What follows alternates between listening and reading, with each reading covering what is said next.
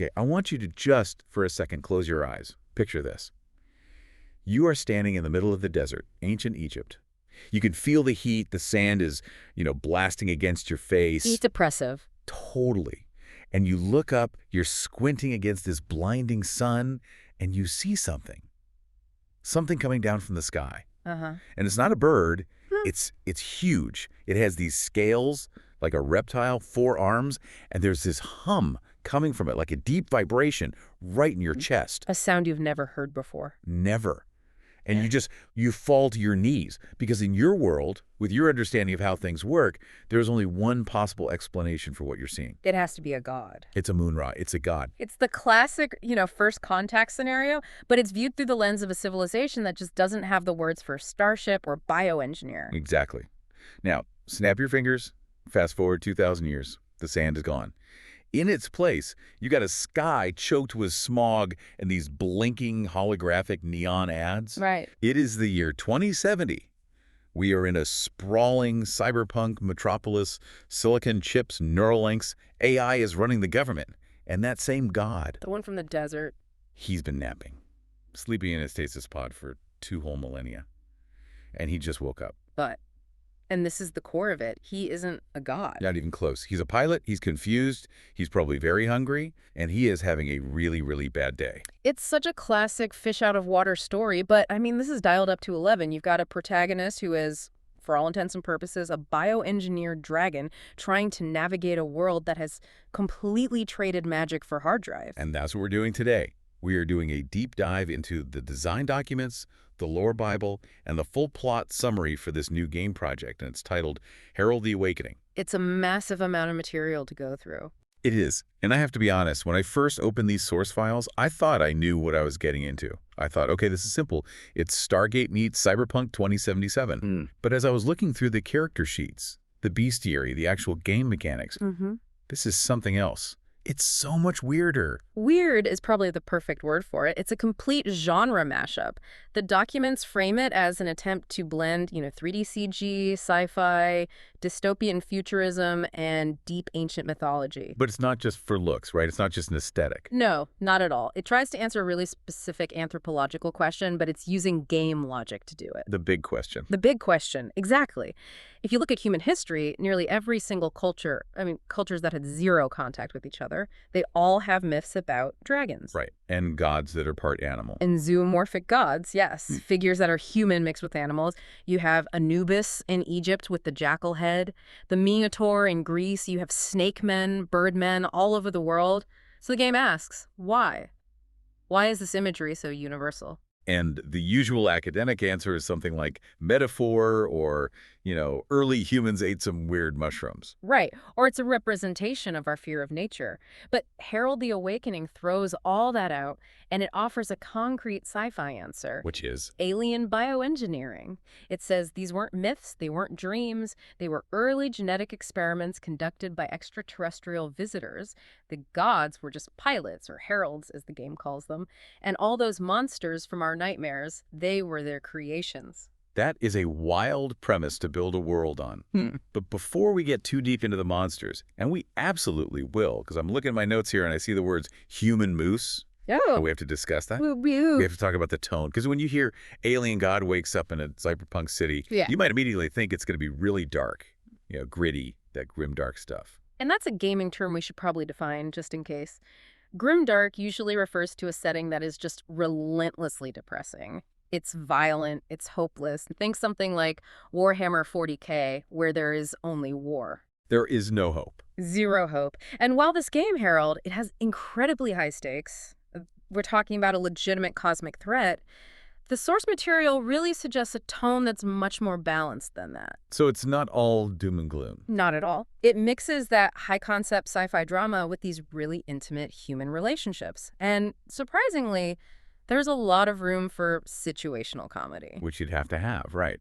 It embraces the absurdity of the situation. You've got this ancient, powerful alien trying to figure out what a sewer is. Yeah. Or a hot dog stand. Precisely. The potential for comedy is baked right into the premise. So let's start at the beginning. The protagonist, the Herald. Yeah, let's get into him. In the design notes, he's listed under a few different names. He's Alien Hero, the Pilot, or, of course, a Moon Ra. But his origin isn't divine at all. The lore Bible says he comes from a binary star system in a completely different galaxy. And that binary star detail, that feels important. It's not just a throwaway line. No, I think it's world building. It implies a really chaotic home environment. You've got two suns, you have extreme gravity shifts, intense radiation. It might be there to explain why his species is so incredibly robust. The notes describe his people as beast-like and significantly larger than humans. And that's a really key distinction they make. We are not talking about the gray aliens, the skinny guys with the big heads and the almond-shaped black eyes from pop culture. Not at all. And we aren't talking about humanoids like Superman, who basically look just like us but can fly. No. The character design docs are very clear on this. Underneath all that armor, the Herald is distinctly non-human. He is effectively a bipedal dragon or some kind of advanced reptile. Which creates an immediate problem for him. A huge one. That physical difference is a massive barrier between him and the very humans he's trying to save. He can't just, put on a pair of glasses and a trench coat and blend in like Clark Kent. He's always going to be the monster in the room, which makes his actual personality even more surprising. Because you look at this design concept, this terrifying 7-foot-tall reptilian creature in bio-armor, and you expect... Well, you expect a stoic warrior, cold, calculated logic, take me to your leader. A figure of immense authority. Yes, exactly. But the character sheet, it describes him as impulsive, naive, driven by curiosity, and friendly. Friendly. That's the part that got me. Oh. He's also described as being young by his species standards. And that youth is what drives the entire plot. There's this one crucial backstory detail in the lore Bible that completely recontextualizes everything he does. He wasn't supposed to be here. Not at all. He was not the chosen one. He wasn't the decorated general that was sent on a holy mission to save Earth. He stole the car. He effectively stole the car, yes. Yeah. He stole the living suit, and he hijacked the mission. His people, his government, they identified that a cosmic threat, some kind of destroyer of worlds, was heading toward Earth, which they apparently view as a sister planet. So they care about us. They do, but governments move slow. While his leaders were likely debating protocols or, non-intervention treaties, this character just decided he couldn't stand by and watch a world die. So he took the most advanced piece of tech they had, and he left. It gives him this sort of rogue altruism. Yeah. He's a hero, absolutely, but he's also a thief, and he's clearly a bit of a mess. He's operating on pure heart, not on tactical training or orders. Which probably explains why things go so wrong for him so often. It does. But it also makes him incredibly relatable. If he were a perfect, all-powerful god, there would be no story, no tension. The fact that he's this inexperienced, passionate volunteer makes his struggle in 2070 so much more compelling. He is completely in over his head. Okay, so let's talk about the car he stole. Because just calling it a suit feels like a massive understatement. The living suit. Yeah. This is maybe the central pillar of the game's technology and really its main thematic conflict. And to understand why it's so special, we have to look at the world of 2070. Right. In the game's future, human technology is all defined by what the notes call dry tech. Silicon, metal, wires. Hard drives, circuits, electricity, carbon, composites. It's manufactured, it's sterile, it's built. The alien technology, on the other hand, is wet tech. Biological. It's all advanced bioengineering, so the suit isn't a machine you climb into. It's a symbiotic organism that you have to bond with. The notes mention a neural interface, which, that's a staple of sci-fi. But here it seems to imply something deeper, like a shared nervous system. That's exactly it. If the suit takes damage, the pilot feels the pain. If the pilot is sick, the suit's performance might suffer. They become one single entity. And like any living entity, it has needs. It has biological needs, and this is where the mechanics get really, really specific and, frankly, a little bit grotesque. We have to talk about the fuel source. Yes, in most games, right, you recharge your power armor by what? You find a glowing battery pack or you stand on a charging pad. Right. In Herald, the suit has a mouth. A literal mouth. A mouth. It has a stomach. It has intestines. It eats. It has to consume biomass, food, meat, plants, whatever it can find. The source material explicitly outlines the entire digestion process. The suit's internal chemistry breaks down organic matter into glucose and amino acids, absorbs them into its own bloodstream, and converts that into usable energy. And this is not an instant process. I was reading this part, and the notes say that digestion takes 2 to 5 days. think about what that does to the gameplay loop. I mean, it completely shifts the genre away from a simple power fantasy where you're this unstoppable killing machine, and it pushes it toward a survival simulation. You're not just looking for ammo, you're looking for your next meal. Exactly. You have to plan your major combat encounters around your suit's digestion cycle. Can I go fight that big boss today? No, probably not. My suit is still processing that entire cow I ate back on Tuesday. It's such a fantastic limitation. It completely grounds the godhood of this character in a messy biological reality. It's also incredibly gross if you stop and think about it for too long. You're literally wearing a stomach. A stomach that heals itself. Because it's biological, it regenerates its own cells. So damage isn't repaired with a welding torch, it's healed with scar tissue. But the pilot isn't totally alone in there, is he? We also have the assistant. This is the third member of the party, in a way. The little guy. The little guy. The assistant is described as a separate living creature, totally distinct from both the suit and the pilot. The visual descriptions and the concept are a bit vague, but really evocative. It's possibly tentacled. Maybe it looks a bit like a biblical seraphim or an angel. And it lives inside the suit. It lives within the suit's ecosystem, kind of like a remora on a shark, but it can detach and go out on its own. So it's basically a biological drone, a scout. A sentient drone, yes. It acts as a scout, a universal translator, and a constant companion for the pilot. And the notes say it is fiercely, unshakably loyal to the pilot. So you have this core trio, the naive pilot, the very hungry suit, and the loyal assistant. They form this self-contained, mobile ecosystem. Okay, so that's our hero. He arrives on Earth in this living suit, fully expecting to, uplift humanity and get them ready to fight the bad guys. He's expecting to find a civilization that can help him. But he lands in ancient Egypt. Which brings us to segment 3 of our outline, the first arrival. He arrives thousands of years too early. He wanted allies with laser guns and starships. He got guys with bronze spears and chariots. And this is the central tragedy of his initial mission. He tries to warn them about this cosmic threat that's coming, but they can't possibly comprehend it. It's outside their entire reality. So instead, they just see his power. They see the suit. They see him descend from the stars. And they label him Amun-Ra. He becomes a god completely by accident. The notes mention he wasn't the only one there, though. There's this antagonist figure named Apophis. Right. In Egyptian mythology, Apophis is the great serpent, the mortal enemy of Ra, the embodiment of chaos. In the game's lore, Apophis was another herald. Another pilot from his world. It's likely. Maybe one who arrived much earlier, or perhaps a contemporary who just defected. For whatever reason, Apophis turned against the mission. So you get this god war playing out in the deserts and on the Nile between two alien pilots in biological war machines. And the humans just interpret it as a divine battle between order and chaos. That's all they can do. And because the humans couldn't really help him fight Apophis man-to-man or suit-to-suit, the Herald had to get creative. Very creative. And this brings us to what might be the most controversial and, for me, the most fascinating part of the entire design document. The bestiary. The mobile laboratory. Yeah, the suit isn't just a weapon or armor, it's a portable gene splicing lab. The expert notes in the design doc describe the mechanic in detail.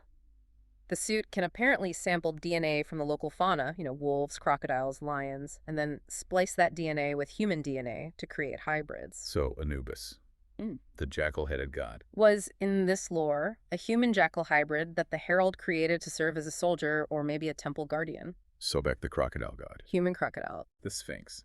Human lion.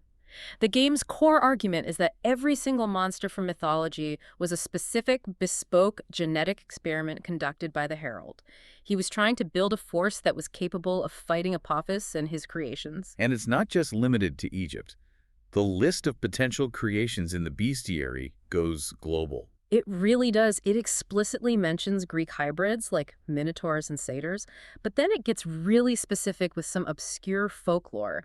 The human moose from Siberian folklore is listed as a potential creation. I have to pause on the human moose. I need a moment with that. It implies so much, right? It implies the Herald traveled. He didn't just stay put in Egypt. He must have flown the suit to Siberia, sought moose, and thought, you know what, that looks tough. I can work with that. I need that on my team. It shows this was a global, desperate effort to build an army from scratch. But these creations, they aren't robots. They're not just biological puppets. No, and this is where the game really starts to tackle the ethics of what he's doing. The Herald didn't create mindless drones. He created a new, sentient species. The notes stress that they have emotions, they can speak, and they have these wild temperaments because of the animal DNA mixed in. And the source material gets very detailed about their behavior, particularly their social behavior. It does. It doesn't shy away from addressing the reproduction aspect of these new species. To put it bluntly, it says they are lustful toward humans. Which is, it's a trope we often see in niche genres like anime and monster girl media, but here it actually serves a crucial narrative function. The hybrids actively seek to form unions and reproduce with humans. And the notes say it's possible. They state that while it's rare, reproduction is absolutely possible, creating more hybrids. Okay, that has gigantic implications for the 2070 timeline. Huge. It does. It means that these creatures, his army, they didn't just die out when the Herald went to sleep. They procreated. They integrated very secretly into the human gene pool over the centuries. A secret society of monsters. Exactly. By the time we get to 2070, there are likely thousands of these hybrids living among us, hiding their true nature. The notes even mention a memory erasure technology. Like a biological neuralizer from Men in Black. Something like that. It's likely a pheromone or maybe a biological spore that the hybrids can emit that makes regular humans forget they just saw a 7-foot-tall wolf man order a cup of coffee. It creates a classic masquerade scenario. The magic and the monsters are real, but they're hidden behind this veil of biology and forgetfulness. It adds this whole other layer of paranoia to the modern cyberpunk setting. Your quiet neighbor, the guy who works in IT, he might be a descendant of Anubis. And for the Herald, when he wakes up in 2070, it means he isn't actually alone. He has children, or at least the very distant descendants of his original creations, and they're hidden somewhere in that giant city. But before we get to his big wake-up call, we need to touch on the romance arc. Because the Herald didn't just make monsters, he also fell in love. And this is tied to a game mechanic. The energy mechanic is explicitly linked to emotion. This is a very specific narrative device the designers came up with. So it's not just story fluff. Not at all. The suit's creation energy, that's the special resource used to make the hybrids, is apparently very hard to recharge through normal means. But the Herald discovered that forming intimate emotional connections with humans could somehow catalyze a recharge process. It sounds a little bit like the power of love, but, weaponized to make monster soldiers. In a sense, yes. The lore says that during the reign of Cleopatra, a woman was gifted to him, a slave or a concubine, and the expectation from the humans was likely some kind of ritual sacrifice. Here is an offering for our god, Amun-Ra. But he's not a god, he's just a lonely, naive young pilot a billion miles from home. Exactly. So he didn't eat her, he didn't sacrifice her, he bonded with her, he fell in love with her, and that deep connection allowed him to extend his mission to recharge his suit's most precious energy. That's actually really tragic when you think about it. He's this effectively immortal alien, and she's just a fleeting human life. A huge power imbalance, but a genuine connection. But she leaves a legacy behind. A very important one. She does. Before he goes into hibernation, he helps her create some kind of genetic modification or perhaps a magical artifact. And this bloodline continues, secretly, for 2,000 years, leading directly to a character in the 2070 timeline named Jasmine. So Jasmine isn't just some random NPC you meet. She is the great, many times great-granddaughter of his first human love. Which gives the Herald an immediate and powerful emotional anchor in this terrifying new world. He's likely drawn to her, connected to her before he even understands why. Okay, so the stage is finally set. The Herald has fought his ancient wars, he's created his army of monsters, he's lost his love. He realizes the big cosmic threat is still on its way, but it's far off, centuries away. So he decides to sleep, to conserve energy. He enters his tomb, he goes into stasis, and the followers of Cleopatra, the settlement that grew up around him, they promise to watch over him. And they do. For 2,000 years, they keep their promise. An unbroken chain of guardianship. Now we jump forward. 2070. Which brings us to segment 4, the inciting incident. The awakening. And we really need to paint a clear picture of this location. The followers of Cleopatra aren't living in mud huts anymore, but they also aren't living in the high-tech cyberpunk metropolis. They're a self-sufficient settlement out in the desert, guarding this ancient secret. It's kind of like a cult compound, but maybe a benevolent one. I think hereditary guardianship is the best way to describe it. Imagine being born into this life. Your father guarded the tomb. His father guarded the tomb before him. You might run a hydroponic farm or a solar panel repair shop, but your real, true job is watcher. A sacred duty. And then one day, The secret organization arrives. And we need to define them properly. If the followers represent faith and tradition, the secret organization represents ruthless ambition and technocracy. They know about the aliens. Oh, yeah. They've been hunting this kind of tech for centuries. They're descended from an ancient order that was founded to hunt these alien artifacts. And in 2070, they show up with tanks. The notes describe their leader as Colonel Quaritch archetype, from Avatar. He's leading this assault with heavy infantry, mechanized walkers, overwhelming firepower. They don't want to worship the god. They want to dissect him and steal his power. And the battle, it goes very poorly for the followers. It's a slaughter. It's not a fair fight by any stretch. The leader of the followers quickly realizes it's over. He retreats to the inner sanctum of the tomb and gives the final order to the assistant. Wake him up. Wake the god. It's a total desperation move. The Herald was supposed to sleep until the year 2200. Waking him up this early is incredibly dangerous. The protocols aren't ready, but they have no other choice. And this is where it all goes wrong. This is where the physics engine of the game world just breaks. The glitch. Right.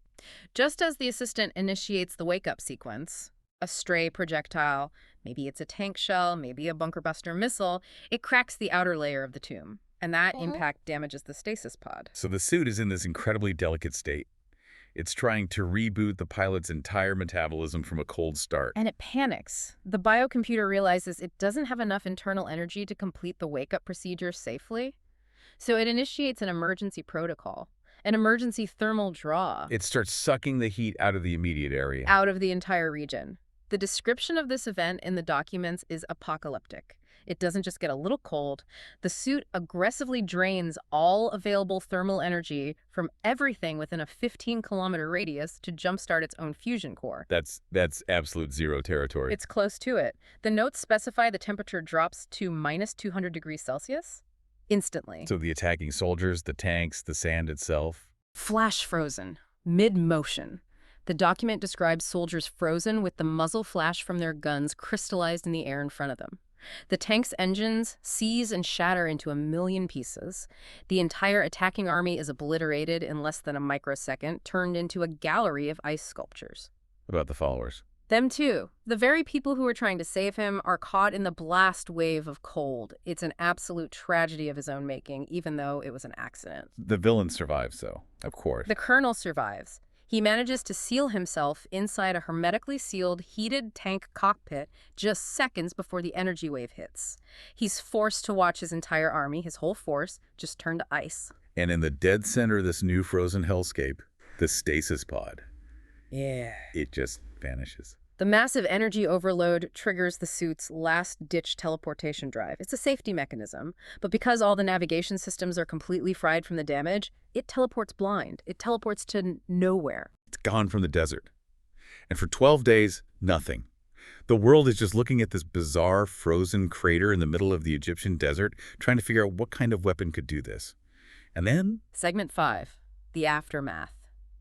The reappearance. It reappears above the metropolis. A sonic boom shatters windows all across the city. The pod reappears out of thin air, plummeting from the sky like a meteor. It crashes right into the pavement, smashing through the street, down through layers of utilities and forgotten subways, and it finally lands deep in the city's sewer system. That is a deeply humiliating entrance for a former god. It really is. He's hurt. The hibernation was violently interrupted. He's malnourished, weak. He's completely disoriented. And the stealth mechanics of the game kick in immediately. The assistant knows they are incredibly vulnerable. The assistant initiates what the notes call biomass decomposition. And this is another one of those uniquely wet tech details. The pod doesn't just hiss open with a cool door, it melts. It dissolves itself. It dissolves into a biological sludge that just flows away into the sewage water, becoming part of the environment. That is disgusting, but absolutely brilliant. It completely erases the evidence. So when the authorities and the secret organization finally track the impact and descend on the crash site, what do they find? A hole in the ground and some weird slime. There's no high-tech metal debris. No alien alloys to study, just organic waste. So Herald is alive, he's probably floating in sewer water, and he's perfectly disguised by the filth. And this sets up the entire gameplay loop of the first act of the game. He is a fugitive. He has zero resources. He is literally starving. His suit is starting to digest its own non-essential tissues just to keep him alive. And he's in a world that he cannot possibly understand. Imagine the culture shock. I mean, the sheer sensory overload. He went to sleep in a world of torches, stone, and the sound of the wind. He wakes up in a world of holograms, AI-driven drones, and the constant roar of flying vehicles. Does he even know what a hologram is? We understand it's not real. Probably not. The potential for mishaps is huge. He might attack a giant neon sign thinking it's some kind of spirit or a demon. He might try to eat a security robot only to break his suit's teeth on the metal plating.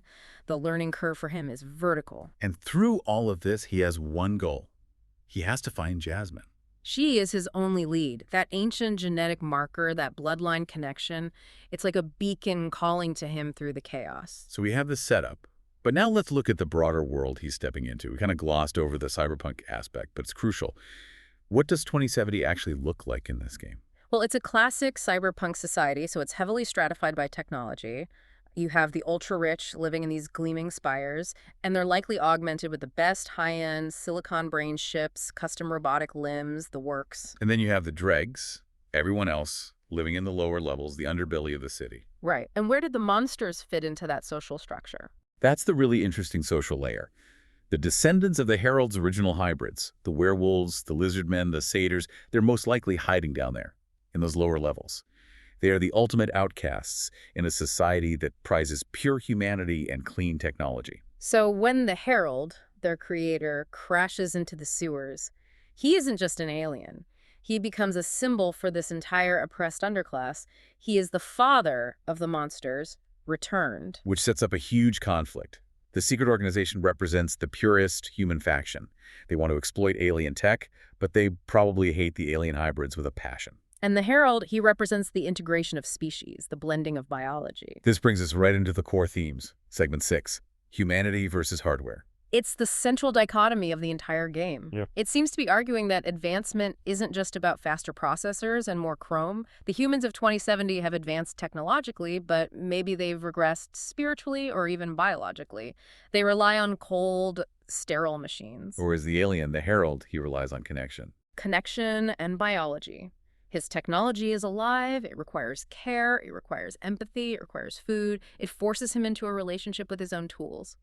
You can ignore your smartphone for a week, but you can't ignore a suit that is literally hungry and in pain. We also mentioned the trust mechanics in the outline. This feels tied to that. It is. The game sheet specifically emphasizes betrayal, friendship, and love as actual gameplay mechanics, not just story beats. This implies a kind of social link system, something similar to what you'd see in the Persona series of games. So the Herald has to build a network of allies. He has to win people over. He has to figure out who he can trust in this new world.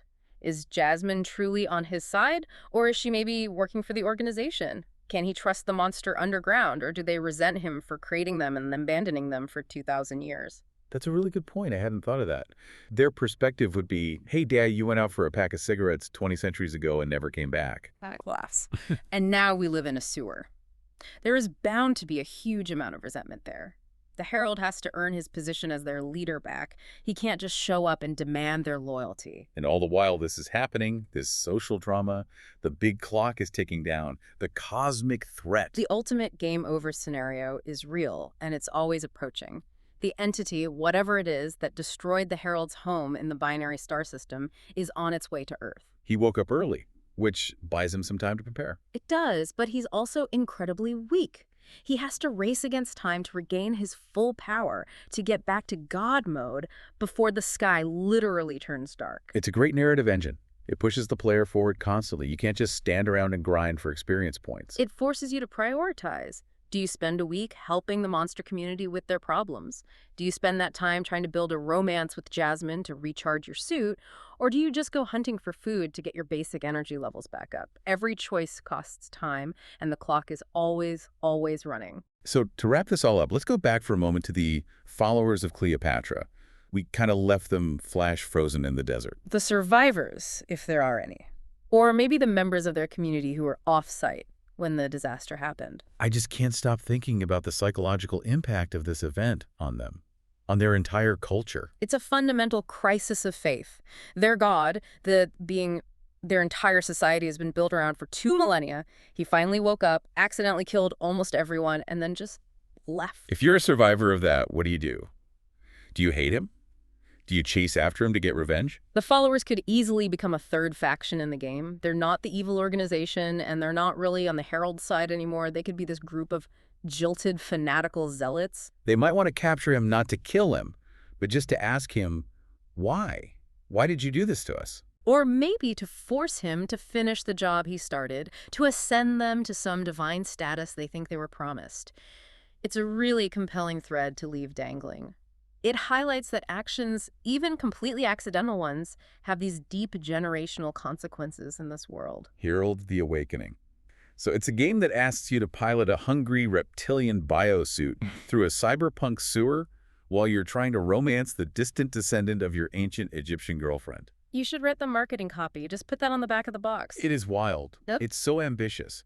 And it's surprisingly thoughtful about this intersection of biology, mythology, and technology. It definitely moves beyond the standard go shoot the aliens trope that we see so often. It asks you to be the alien and to really understand the immense burden of that existence. And the burden of constant 5-day-long digestion. Always the digestion. Never forget the digestion. Thanks for diving deep with us today. Whether you end up on Team Wet Tech or Team Silicon, just remember, always check your corners. And maybe leave a snack out for your exosuit. You never know when it might get hangry. And keep questioning where the myths really come from. See you next time.